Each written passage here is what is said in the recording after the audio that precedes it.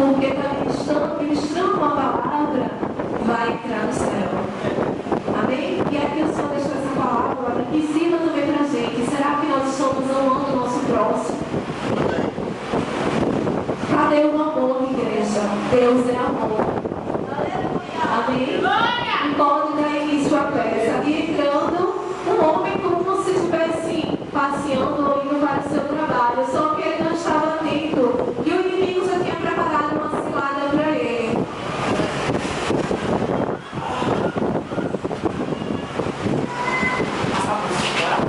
Celular, carteira.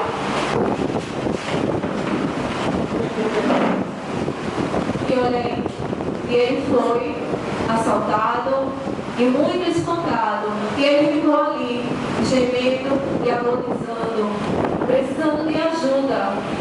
E nesse mesmo meio tempo estava vindo um sacerdote, um homem de Deus que pregava o Evangelho.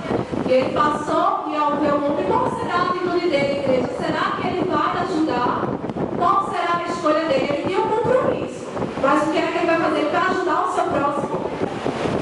E a atitude dele foi embora e deixou o seu próximo ali caído. E nesse mesmo instante vem passando uma levita. Quem sabe ela estava até louvando ao Senhor, adorando. Pois a mesma também tinha um compromisso. Que reflete a imagem do Senhor. Só se A atitude dela foi a mesma. Ela vinha louvando, adorando e exaltando o nome do Senhor.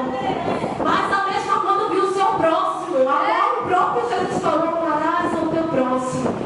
Ela olhou e foi embora. Aí vem passando um homem, a qual é julgado pela sociedade. Aquele que ninguém liga, que diz que ele não faz nada de bom, que não tem compromisso com nada. Qual será a atitude dele? Aleluia! Glória a Deus! Aleluia! Aleluia! Glória!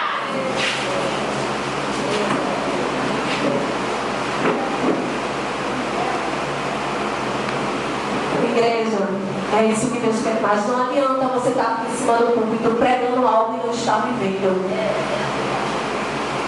Servir a Deus vai muito além de estar louvando aqui, de estar adorando e dizendo que Ele é grande. E quando você vê o irmão seu, pelo menos precisando de uma palavra, você passa e vira o rosto.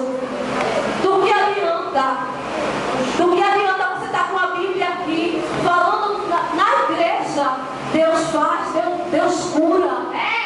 E quando você vê seu irmão caído, quando vê seu irmão sendo desviado, até vira o rosto, desviou, prestou atenção.